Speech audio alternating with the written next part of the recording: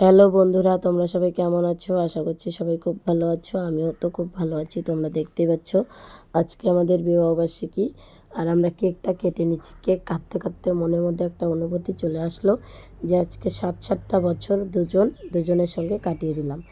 তাই 7 বছর পূর্ণ হয়ে 8 বছরে পড়লো আজকে আবার নতুন করে জীবন শুরু হয়ে গেল দুজনের। তারপরে দেখো এদিকে কেক কাটা হয়ে গেছে, তাই তোমাদের দাদাভাই আমাকে খাইয়ে দিল, আমিও তোমাদের দাদাভাইকে কেক খাইয়ে দিলাম। তারপরে হাত ধুতে চলে গেছি, আর এদিকে সব দিদিভাইরা বসে আছে, দাঁড়িয়ে আছে। তারপরে এদিকে দেখো বিছানাতে সব ভাস্তা ভাস্তি সবাই বসে আছে, ছোটরা। তারপর ছোটরা দেখো কিভাবে চুপটি করে বসে আছে, দুষ্টুমি করছে না।